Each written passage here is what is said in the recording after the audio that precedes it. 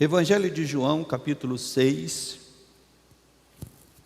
a partir do verso 41, diz assim a palavra do Senhor: Murmuravam, pois, dele os judeus, porque dissera: Eu sou o pão que desceu do céu. E diziam: Não é este Jesus, o filho de José? Acaso não lhe conhecemos o pai e a mãe? Como, pois, agora diz: Desci do céu? Respondeu-lhe Jesus: Não murmureis entre vós. Ninguém pode vir a mim se o Pai que me enviou não o trouxer, e eu o ressuscitarei no último dia. Está escrito nos profetas: e serão todos ensinados por Deus. Portanto, todo aquele que da parte do Pai tem ouvido e aprendido, esse vem a mim. Não que alguém tenha visto o Pai, salvo aquele que vem de Deus. Este o tem visto. Mas eu quero repetir aqui o verso 44 e 45, que diz: Ninguém pode vir a mim se o Pai que me enviou não o trouxer, e eu o ressuscitarei no último dia. Está escrito nos profetas: serão todos ensinados por Deus. Portanto, todo aquele que da parte do Pai tem ouvido e aprendido, o que diz a palavra, meus irmãos? Esse vem a mim. Somente até aqui. Amado Deus e amado Pai, nós queremos te bendizer, Senhor. Já te adoramos com as nossas vozes, já te adoramos com as nossas finanças, e queremos continuar te adorando, Senhor, com os nossos ouvidos, com a nossa mente, recebendo, ó Deus, a tua palavra e deixando que ela produza em nós os frutos de crescimento e de fortalecimento. Por isso, Senhor, opera através da minha vida, me faça um instrumento, Senhor, fiel da tua palavra. Opera também na vida dos meus irmãos que vão ouvir, seja aqui presencialmente ou pela transmissão, Senhor, que vão ouvir esta palavra, que o Senhor opere fortalecendo e despertando cada um, Pai. Eu te peço, no nome santo do Senhor, amém e amém. Os irmãos podem assentar. Um dos grandes sonhos que a humanidade persegue há séculos é descobrir um caminho, é descobrir uma solução para que o homem vença a morte e não morra mais. Esse é o grande sonho da humanidade, de que o homem possa viver sem fim, possa viver eternamente. Por conta desse sonho, há lugares no mundo onde pessoas são, mesmo depois de mortas, são congeladas e guardadas, seus corpos são congelados e guardados, com a esperança de que no futuro possa se descobrir uma solução, um remédio, uma vacina, que faça, que uma vez aplicada naquele corpo, faça aquele corpo voltar à vida, E este processo é conhecido no mundo médico como o processo da criogenia. Quem já viu matéria sobre isso, reportagem? Eu já vi, acho algo estranho demais. A pessoa morre e porque tem muito dinheiro, os seus parentes, ou é um pedido da própria pessoa antes de morrer, vão lá e congelam o corpo em temperaturas bem baixas, na esperança de que um dia a ciência possa descobrir um meio de fazê-los voltar à vida. Mas eu pergunto, se imaginemos hipoteticamente que um dia isso pudesse acontecer, creio que não vai acontecer, mas se pudesse acontecer, e se descobrisse um medicamento, uma vacina, que pudesse realizar isso, eu pergunto, essas pessoas que estão mortas e congeladas, elas poderiam por si mesmo tomar esse remédio e voltarem a ter vida, ou iriam precisar de algum auxílio? Sim ou não, meus irmãos? Elas poderiam resolver isso sozinhas? Não. Elas iriam precisar de um auxílio, precisar de alguém que pudesse fazer isso por elas, né? No estudo de hoje, nas doutrinas da graça, né, nós estamos seguindo aqui a sequência. Hoje nós estamos na 4ª doutrina. No estudo das doutrinas da graça, nós começamos pela primeira doutrina, a doutrina da depravação total. E quem esteve aqui, por isso que eu tenho frisado sempre isso, é muito importante ter entendido a primeira doutrina, porque ela é a base para todas as outras. Não é à toa que ela vem primeiro, né?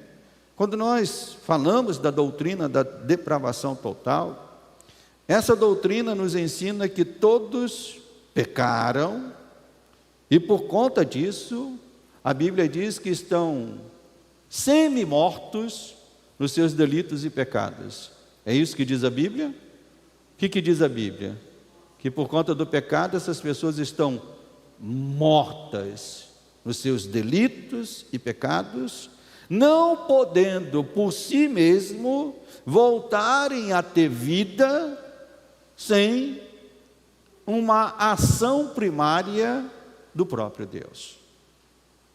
A ação primária de restaurar a vida tem que ser de outro.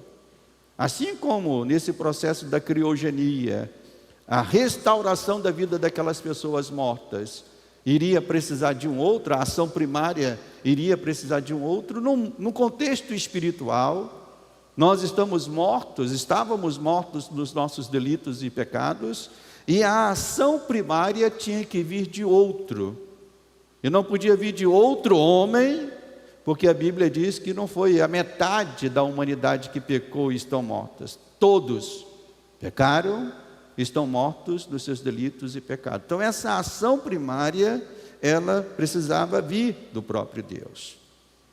Por isso que o movimento da reforma, meus irmãos, resgatou um ensino precioso dos pais apostólicos. Entre esses pais apostólicos estava Agostinho de Hipona, que entendiam o seguinte: a regeneração precede a fé. Eu vou dizer de novo: a regeneração precede a fé. A primeira coisa que uma pessoa morta precisa, para fazer qualquer outra coisa, a primeira coisa que uma pessoa morta precisa para fazer qualquer outra seria o quê? É voltar a ter vida.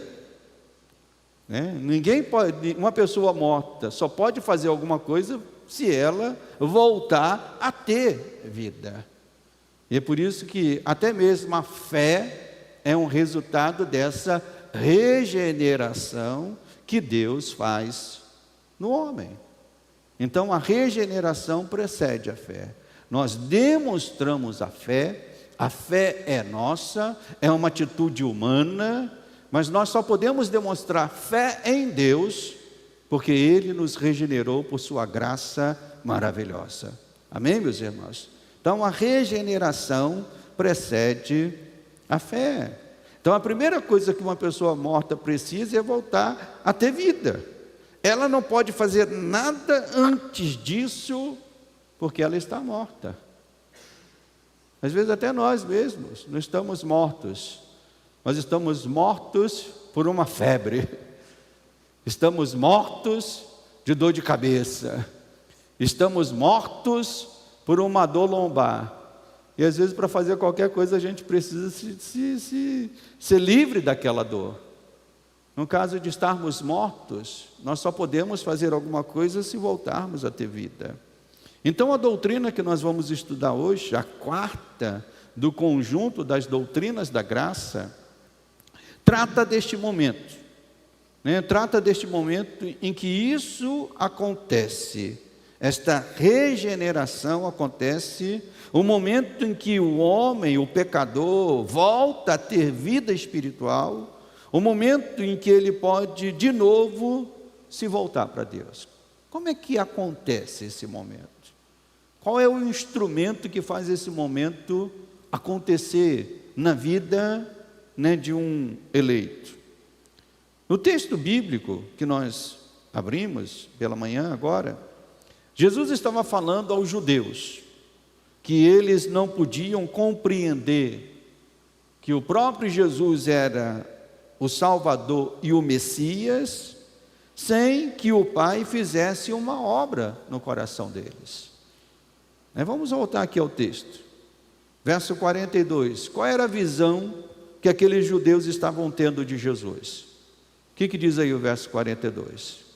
Qual era a visão que eles estavam tendo de Jesus?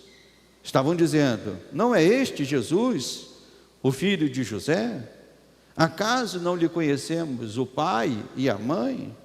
Como, pois, agora desci do céu? Eles estavam olhando Jesus como um homem qualquer, como o filho de José, como filho de Maria, como o irmão de outras pessoas que ele conhecia. Eles não estavam vendo em Jesus o Messias, o Salvador, o Rei, o Filho de Deus. Por que eles não estavam podendo ver isso? E Jesus responde, verso 44: ninguém pode vir a mim se o Pai que me enviou não fizer o quê, meus irmãos? Não o trouxer. E ele repete isso no verso 44: todo aquele que da parte do Pai tem ouvido e aprendido, esse vem a mim. Então nós entendemos que esta é a obra da chamada graça irresistível.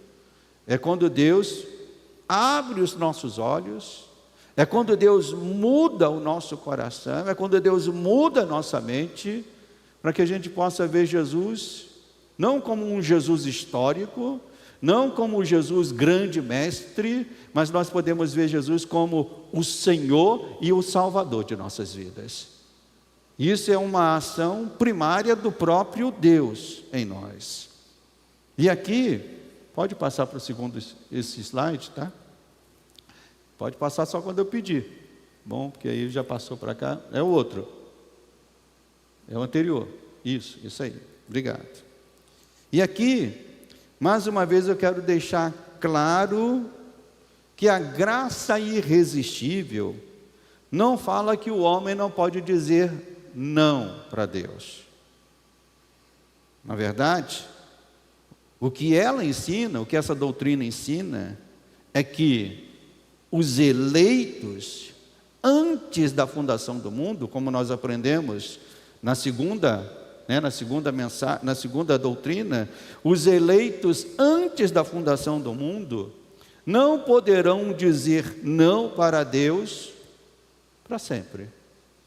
Haverá um momento em que os eleitos ouvirão a chamada eficaz e se renderão ao Senhor. Por isso que nós chamamos de graça irresistível. E um outro sinônimo para isso é graça eficaz. Ou seja, a graça de Deus opera aquilo que Deus quer que ela realize, no momento que Deus quer que ela realize. Então é um sinônimo também, graça eficaz.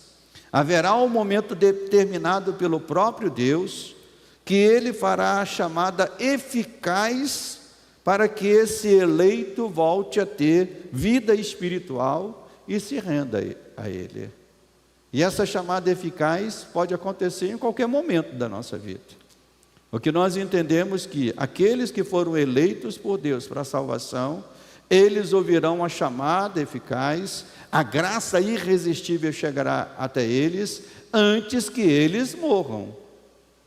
Isso pode acontecer comigo, pode acontecer como aconteceu comigo aos 16 anos. Quem é que se converteu depois dos 40 anos? Alguém se converteu? Então ali tem o casal, o irmão Cícero também. Pode acontecer depois dos 40 anos. E pode até acontecer num leito de morte. Às vezes uma pessoa está no leito de morte, né? Nós ouvimos o testemunho da irmã Lourdes, falando do pai dela, lá no sepultamento da mãe, e ela disse: olha, minha mãe pregou para o meu pai no leito de morte, e ele recebeu Jesus. Então nós entendemos que a graça irresistível, ela será dada ou será aplicada aos eleitos em algum momento. E esse momento pode ser, é o momento que Deus determina que isso aconteça. Mas para que isso aconteça, irmãos, nós precisamos então entender isso, porque essa é a grande questão, porque alguns têm dificuldade para entender algumas doutrinas da palavra de Deus. Eu confesso, não são fáceis mesmo de entender. Eu mesmo estou falando sobre as doutrinas da graça e estudei ela por mais de 1 ano para poder entender. Então não pense os irmãos que em 1 mês, apenas com as mensagens do domingo de manhã, os irmãos vão sair daqui dizendo: opa, está tudo certo. É algo que nós precisamos estudar, é algo que nós precisamos sempre voltar a aprender. Mas a primeira coisa que temos que explicar é: por que falamos de graça irresistível se nós vemos tantas pessoas rejeitando o Evangelho e perecendo? Né? Por que isso acontece? Sim, esta é uma inversão de entendimento que nós precisamos fazer logo, né? E aqui a gente precisa fazer uma inversão desse entendimento. Quando nós falamos de graça irresistível, nós estamos falando que ela é irresistível para os eleitos de Deus. Os eleitos de Deus serão vencidos pela graça irresistível do Senhor. Em algum momento da vida desse eleito, a graça vai chegar sobre ele e vai vencer ele. Vai jogar ele no chão, como fez com o apóstolo Paulo, né? Como a gente falou. Vai jogar no chão e ele vai dizer: quem és tu, Senhor? Então, como explicar? Por exemplo, num culto de domingo, imaginemos, estivéssemos aqui num culto de domingo à noite, e que 10 pessoas incrédulas estivessem entrando aqui no culto, ouvindo a palavra, e uma delas se rende a Cristo, e 9 saiam da mesma maneira. Como explicar num culto no ar livre, onde às vezes dezenas de pessoas que não são crentes participam daquele culto, e mediante um convite, 5 se rendem, mas tantos permanecem incrédulos? Como explicar isso? Qual é a explicação para isso? A explicação para isso, meus irmãos, a explicação para essa questão passa por 2 termos teológicos que nós precisamos entender. Pode passar, por favor. 2 termos teológicos, né? Esses 2 termos teológicos são 2 tipos de chamadas que Deus faz. Uma delas é conhecida como a chamada universal, ou chamada visível, e a outra delas é conhecida como chamada particular, ou chamada eficaz, como chamada invisível, né? E elas podem ser retratadas em situações que nós vivemos, até mesmo no nosso dia a dia. Só para exemplificar, quem aqui transitou no Rio, no centro do Rio de Janeiro, nas décadas de 80 e 90? Quem transitava pelo Rio de Janeiro na década de 80 e 90? O irmão Diácono Francisco levantou a mão, né? Que lugar fervilhava de gente, né, Diácono Francisco? Era gente saindo de tudo que é lado. O irmão Hidário também falou que transitou, né? Era gente saindo por todos os lados. Eu trabalhei muitos anos no centro do Rio de Janeiro, nesta época que fervilhava de gente. Era muito comum eu transitar pelo Largo da Carioca. Quem conhece o Largo da Carioca? Mas não é o Largo da Carioca de hoje, não. Largo da Carioca dos anos 80. Quem transitou pelo Largo da Carioca nessa época, né? Meu Deus do céu. A gente tinha que andar se desviando das pessoas, né? E era muito comum, transitando por ali, nós ouvirmos muitas vozes, né? Muitas vozes, né? Mas nenhuma dessas vozes chamava a minha atenção, porque essas vozes estavam falando de maneira geral. Eram vozes, que não despertavam o meu interesse. Eram vozes que eu passava por elas, mas eram vozes que até então não me falavam alguma coisa. Mas, passando por ali algumas vezes, aconteceu de, em alguns momentos, passando por aquele lugar, alguma pessoa que me conhecia me chamar pelo nome. Josenildo! E mesmo no meio daquela multidão, porque me chamou pelo nome, eu parava e atendia aquele chamado. Aquele chamado era um chamado diferente. Era um chamado direcionado para mim. Era um chamado voltado para mim. O termo conhecido como chamada universal, pode passar o slide, por favor? Passa mais um. O termo conhecido como chamada universal ou chamada visível trata da chamada que é ouvida por todos. Deus nos dá uma ordem: ide por todo mundo e fazer o que, meus irmãos? Pregai o evangelho para algumas criaturas. É isso que a palavra de Deus diz? Não, a palavra de Deus diz: ide por todo mundo e pregai o evangelho a todas as criaturas. E quando nós fazemos isso, nós estamos fazendo a chamada universal. É a chamada pública, visível, da pregação do evangelho. Ela pode acontecer num culto, como um culto de domingo. Ela pode acontecer num ar livre. Ela pode acontecer num grande estádio de futebol, num culto evangélico que possa acontecer. Então, nesses cultos, seja num culto numa igreja, num ar livre, num estádio de futebol, nós devemos fazer a chamada universal, para que todos possam ouvir o evangelho, e possam se render a Cristo Jesus. Certamente, quando o pregador está fazendo isso, ele está fazendo isso em obediência à palavra de Deus. Porque a palavra de Deus nos ordena isso: irmos por todo mundo pregar o evangelho. Então você tem que pregar o evangelho no estádio de futebol, tem que pregar o evangelho, se tiver oportunidade, num trem, se tiver oportunidade, pregar o evangelho aos seus vizinhos, é ir por todo mundo e pregar o evangelho. Esta chamada universal e visível, ela pode e será rejeitada pelos homens muitas vezes, e seria rejeitada pelos homens sempre, se não houvesse um outro tipo de chamada. Porque, voltando lá à primeira doutrina que nós ensinamos, por natureza o homem quer Deus, sim ou não?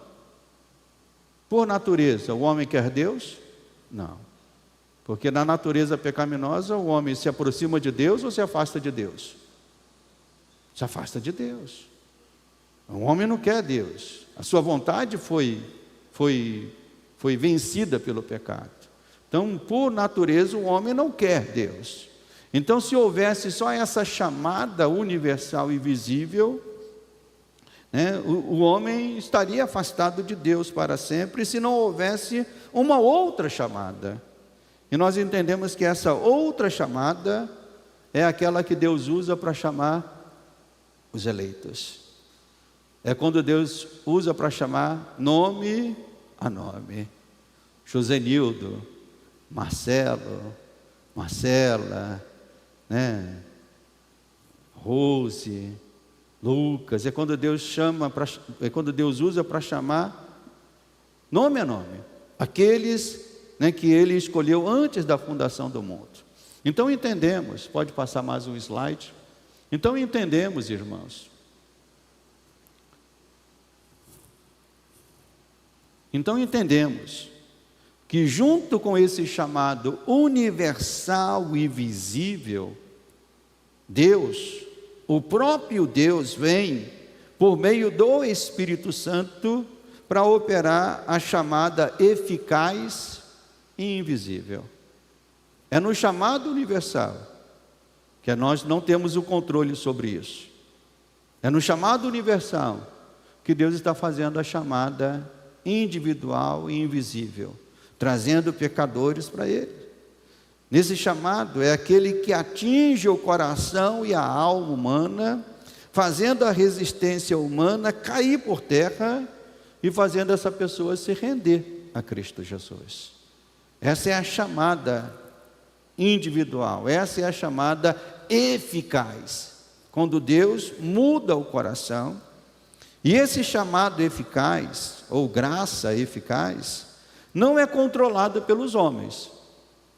O pastor não tem o controle disso, o pregador não tem o controle disso, não é a música animada que faz isso acontecer. Nós não temos o controle, não é controlado pelos homens, não é resultado da sabedoria humana. Na verdade, irmãos, é fruto desta graça que nós chamamos de graça eficaz, de graça irresistível, de graça salvadora de Cristo Jesus. Então, na compreensão reformada, Deus trabalha nos corações dos eleitos por meio da sua graça, para que eles não resistam ao chamado eficaz feito pelo Espírito Santo por meio da pregação do Evangelho. Por isso que é tão importante a pregação do Evangelho. A pregação do Evangelho é um instrumento para a salvação. É a pregação do Evangelho, vamos fazer uma analogia, ela é como a espada. É ela que fere o coração do pecador para que esse se renda ao Senhor. Então é necessário a pregação do Evangelho. Então, um dos documentos da tradição reformada, muito importante, que é a Confissão de Fé de Westminster, ela diz o seguinte, vamos passar mais um, por favor. Ela diz o seguinte, a Confissão de Fé de Westminster, ela diz o seguinte: esta vocação eficaz, ou chamado eficaz, ou graça eficaz, provém unicamente da livre e especial graça de Deus, e não de qualquer coisa prevista no homem. Nesta vocação ou neste chamado, o homem é inteiramente passivo. Passivo, pastor? Sim, passivo. Passivo por quê? Por que o homem é passivo? Quem me responder essa pergunta vai ganhar um Guaraná logo mais. Por que o homem é passivo? Volta lá para a primeira doutrina. Ele é passivo porque ele está morto. Ele não pode fazer nada. Ele está morto nos seus delitos e pecados. Então, até esse momento, até que Deus gere vida nele, ele está passivo. Depois que a vida, ou seja, a regeneração acontecer, ele pode fazer alguma coisa, mas até esse momento ele está passivo. Até que, aí vem a continuação, até que, vivificado e renovado pelo Espírito Santo, fica habilitado a corresponder a essa chamada e a receber graça nela oferecida e comunicada. Então, a graça irresistível, meus irmãos, neste sentido, ela é irresistível nesse sentido, de mudar e reviver o coração dos eleitos, para que esses recebam a salvação de Deus. Amém, meus irmãos? Então nós explicamos aqui duas chamadas. A chamada universal e visível, que vai sempre acontecer, e é essa chamada que nós temos essa impressão de que o homem está dizendo não para Deus. Está dizendo nessa chamada. Mas dentro dessa chamada universal e visível, há uma outra chamada, invisível, particular, eficaz, que é direcionada à pessoa.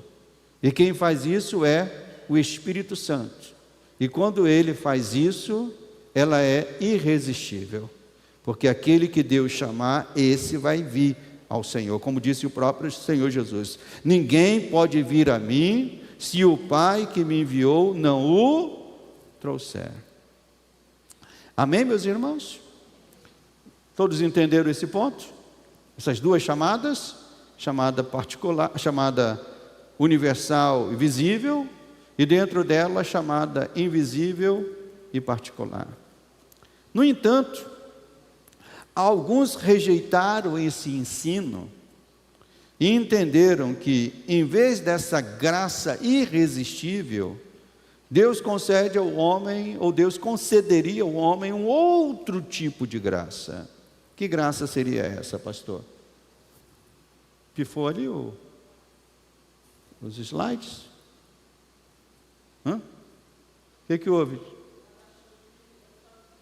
Desligou sozinho? Ah, Jesus amado. Está repreendido. Volta aí, meu filho. Está tão bom a gente usar. Quem está gostando desses slides aí, né? Pelo menos dá uma...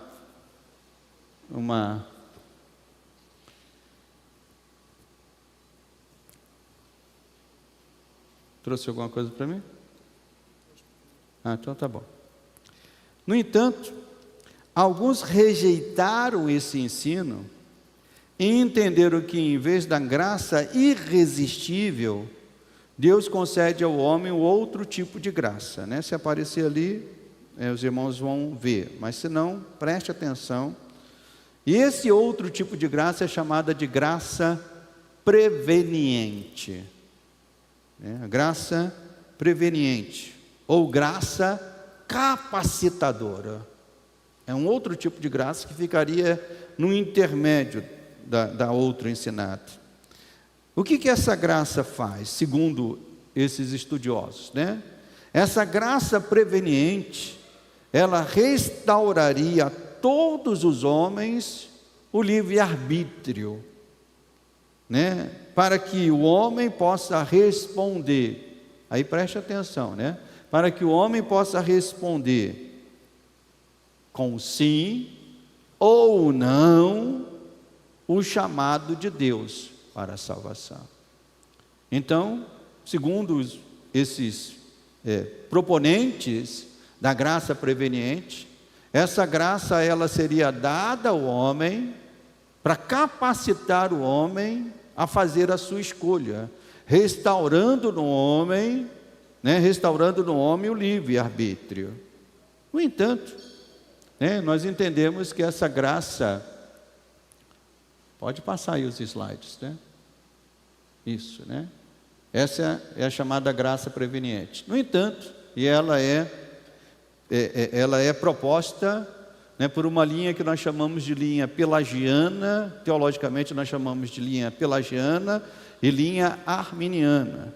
Então ela propõe que o homem, na verdade, ele é capacitado a fazer a sua escolha. No entanto, nós entendemos, né, seguindo o estudo reformado, a tradição reformada, nós entendemos que há um erro nela. Pode passar um slide, pode passar mais um. Nós entendemos que há um erro nela, né? E esse autor chamado Sproul, ele faz a seguinte crítica a essa graça preveniente ou graça capacitadora. Ele diz, preste atenção: se Deus meramente oferece mudar meu coração, o que isso realizará para mim, enquanto meu coração permanece em oposição a Ele? Se Deus me oferece graça enquanto sou escravo do pecado e ainda na carne, que bem traz essa oferta? E aí ele diz, isso é muito importante: graça salvadora ou graça eficaz, ela não oferece libertação, ela na verdade liberta. Graça salvadora não oferece apenas regeneração, ela de fato regenera. É isto que faz a graça tão graciosa.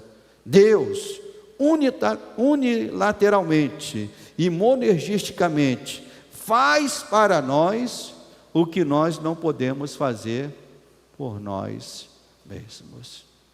Amém, meus irmãos? Eu quero dar glória a Deus por isso. Deus fez por nós o que nós não poderíamos fazer por nós mesmos. Então a graça de Deus não é uma oferta. A graça de Deus, na verdade, é uma operação. Ela não oferece libertação, ela de fato liberta. Ela não oferece apenas salvação, ela de fato salva aqueles que foram chamados, né, pelo próprio Deus. Então nós entendemos que a tentativa arminiana ou pelagiana de conceder ao homem algum mérito no contexto da sua regeneração e salvação torna o problema duplamente pior. Duplamente pior. E é importante que os irmãos entendam isso. E eu vou explicar por quê. Vamos passar, pode passar mais um. A graça proposta pelos arminianos ou pelagianos, essa graça preveniente, ela torna o problema duplamente pior, né? Primeiro, né, na tentativa arminiana de conceder algum mérito no contexto da regeneração e salvação. Primeiro, por meio da chamada graça preveniente, seria restaurado o livre-arbítrio no homem, preste atenção nisso, sem mudar, de fato, a sua condição de pecador. Como isso pode? O livre-arbítrio seria restaurado no homem. O livre-arbítrio, só para quem não entende esse termo no sentido teológico, não no sentido do uso comum. No uso comum todo mundo fala, o homem tem livre-arbítrio, isso é o uso comum disso. Mas teologicamente, nós entendemos que só duas pessoas, em toda a história humana, só duas pessoas tiveram livre-arbítrio. Quem foram elas? Eu expliquei isso na primeira pregação. Quem foram elas? As duas pessoas. Adão e Cristo Jesus. Fora de Adão e Cristo Jesus, ninguém tem livre-arbítrio, no sentido teológico da palavra. No sentido teológico, por quê? Porque ninguém pode não escolher o pecado. Todos nós, marcados pelo pecado, nós pecamos. Nós pecamos porque o pecado domina o nosso coração. Ninguém, né, fora de Cristo e fora de Adão, antes de pecar, ninguém que nasce no contexto humano, o próprio salmista diz, eu nasci em pecado e em pecado me concebeu a minha mãe.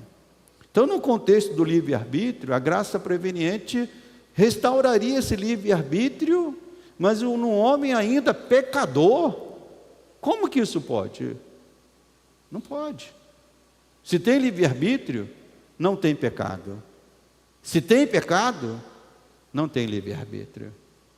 Então nós entendemos que a solução da graça preveniente, ela é, nesse primeiro ponto, ela torna o problema ainda pior.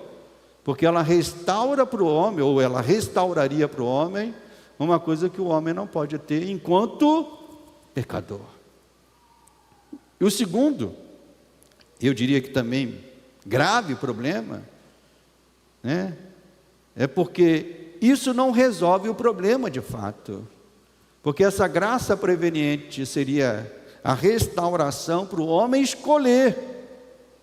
E o pior de tudo, o homem pode voltar a dizer não para Deus.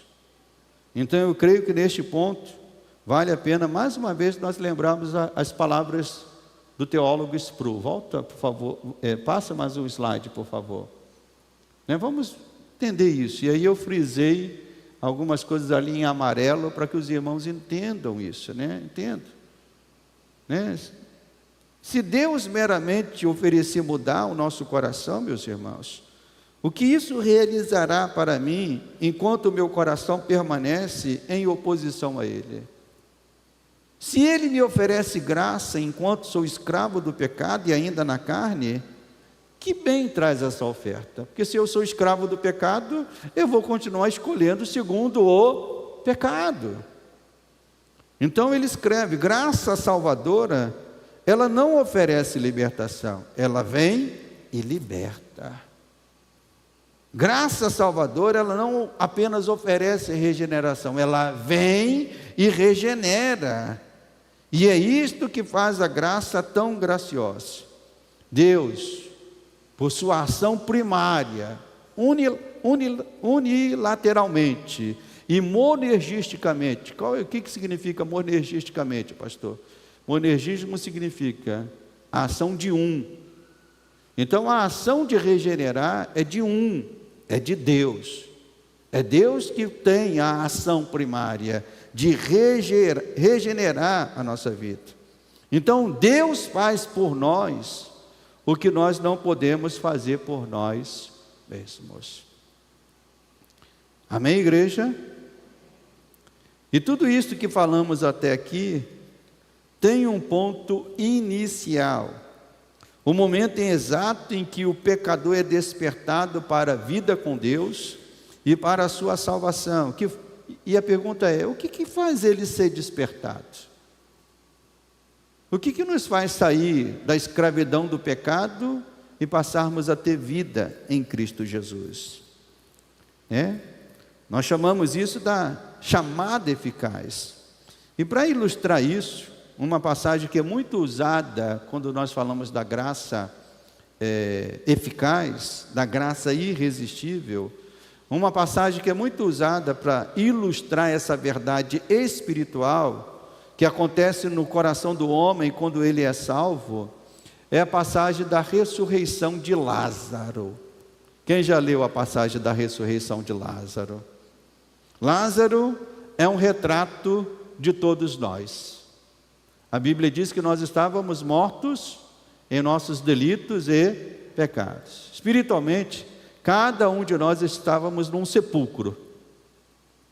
Espiritualmente nós estávamos sepultados, mortos em nossos delitos e pecados.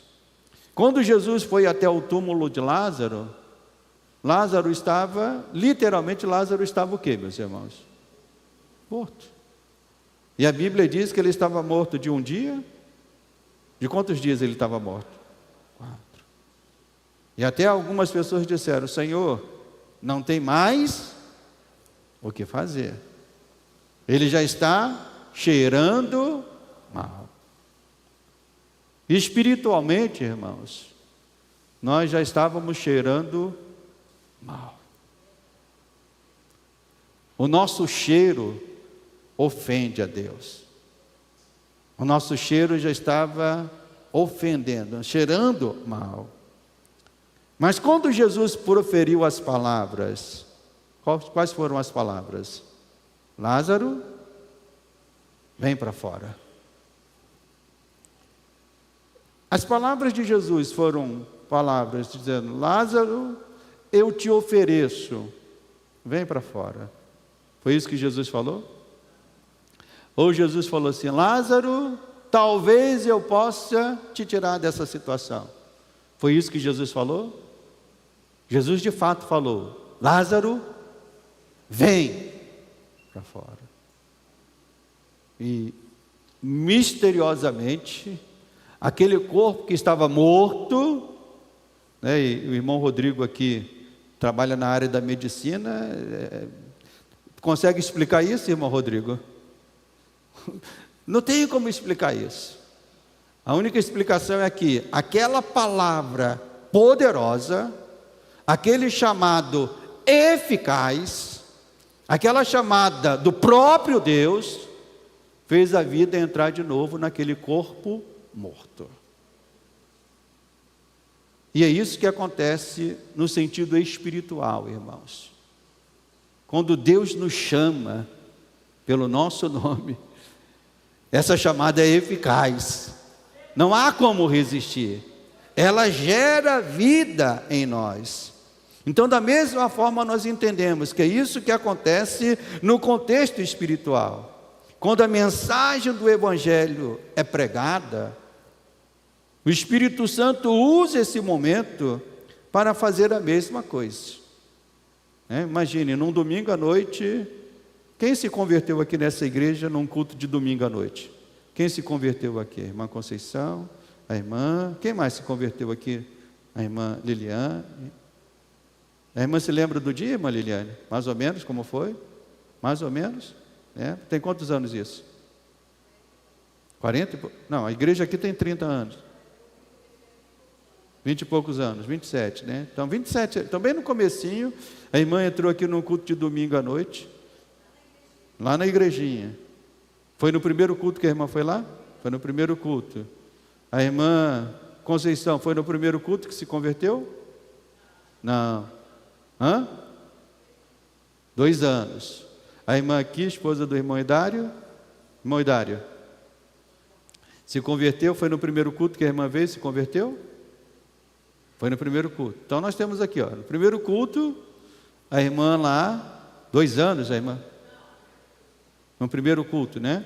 Mas quem se converteu não no primeiro culto aqui, que veio à igreja, aqui ou em outra igreja? Quem se converteu depois de um tempo de entrar em igreja? Irmão Cristiano, se converteu depois de um tempo de entrar em igreja, né? A irmã Sidneia também. Isso é para exemplificar a chamada eficaz. O culto está acontecendo, a pregação vai, e pode ser no primeiro culto, pode ser 1 ano depois, pode ser 10 anos depois, pode ser no final da vida, mas quando Deus fizer a chamada eficaz, vai acontecer com aquela pessoa espiritualmente aquilo que aconteceu com Lázaro. Lázaro tinha 4 dias depois de morto. Você podia ter 40 anos de morto espiritualmente, podia ter 16 anos de morto espiritualmente, mas quando houve a chamada eficaz, a vida espiritual entrou em você. Foi isso que aconteceu comigo, numa tarde de outubro de 1986. Entre tantos que estavam ali no culto da juventude, na igreja da Itatiaia, eu ouvi Deus chamar pelo meu nome, dizendo: é você que eu quero para a salvação. E é assim que Ele faz, meus irmãos, com seus eleitos. Ele vai chamando um a um, ao seu tempo, conforme o seu desígnio eterno, conforme a sua vontade. A sua graça é eficaz. A sua graça é irresistível. A sua graça é maravilhosa. Você não canta isso? Maravilhosa graça. Ela é maravilhosa por isso, porque ela vem e te puxa para esta salvação maravilhosa. Amém, meus irmãos? Então vamos nos colocar de pé, vamos orar, agradecendo a Deus por esta graça maravilhosa que Ele tem manifestado em nossas vidas, né, por esta graça tão divina, tão graça sem par, como nós cantamos, né? Graça sem par, graça divina, por ela nós fomos reconciliados, por ela nós fomos salvos, né? Essa graça maravilhosa. Então você que entende que essa graça é maravilhosa, levante as tuas mãos, levante a tua voz e comece a agradecer, bendizer o Senhor. Amado Deus e amado Pai, obrigado, meu Deus, por tua bondade, por tua fidelidade, por tua graça maravilhosa, Senhor. Esta graça, Senhor, que nos alcançou, que nos chamou, que nos levou para si, Senhor. Ó Deus, como diz a tua própria palavra, ó Deus, aqueles que irão a Jesus são aqueles que o Senhor, ó Deus, chama, são aqueles que o Pai leva até Ele. Sim, Senhor, e nós fomos levados a Cristo Jesus, nós fomos levados a reconhecê-lo como Senhor e Salvador da nossa vida. Isso não é mérito nosso, é graça maravilhosa, é graça irresistível, é graça eficaz, que vem e nos leva para os pés de Cristo Jesus. Por isso, Senhor, nós te bendizemos e queremos te pedir, Senhor, que esta graça seja renovada em cada coração aqui, que esta graça alcance outros pecadores na nossa família, na nossa vizinhança, Senhor, neste mundo, que esta graça, ó Deus, é por esta graça que nós temos a certeza que podemos pregar o Evangelho, porque o Senhor tem aqueles seus para a salvação.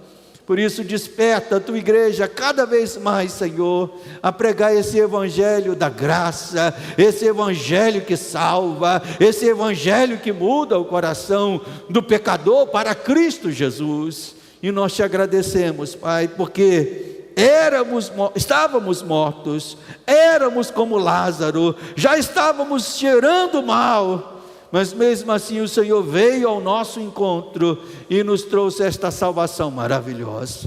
Por isso, Pai, receba toda a nossa glória, toda a nossa honra, toda a nossa adoração, toda a nossa gratidão, no nome santo de Jesus.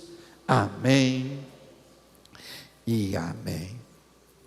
Amém, meus irmãos. Antes de despedir os irmãos, chegou aqui uma notícia do falecimento da nossa irmã Estelina.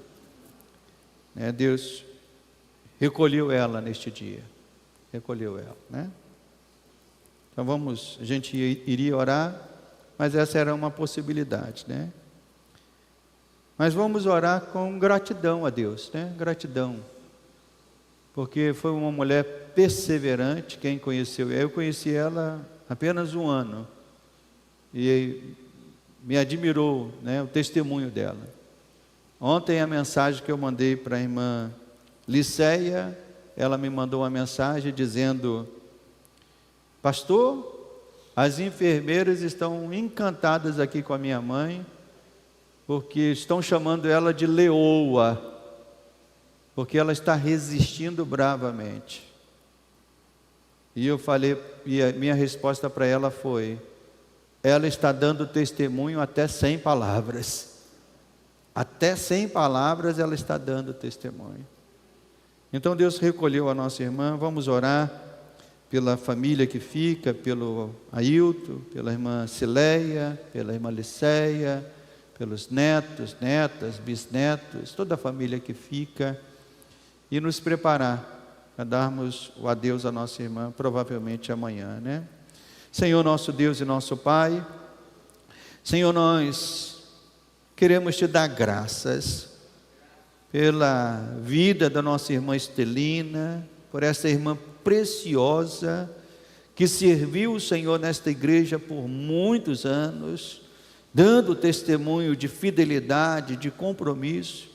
Mas aprove o Senhor recolher ela para si nesta manhã, Pai. Por isso, Senhor, fortalece o coração da família, das filhas, do filho, dos netos, dos bisnetos que ficam, de todos, dos irmãos, dos amigos, que a Tua graça, ó Deus, esteja envolvendo esta família. Nós te pedimos isso, Pai, no nome santo de Jesus. Amém e amém.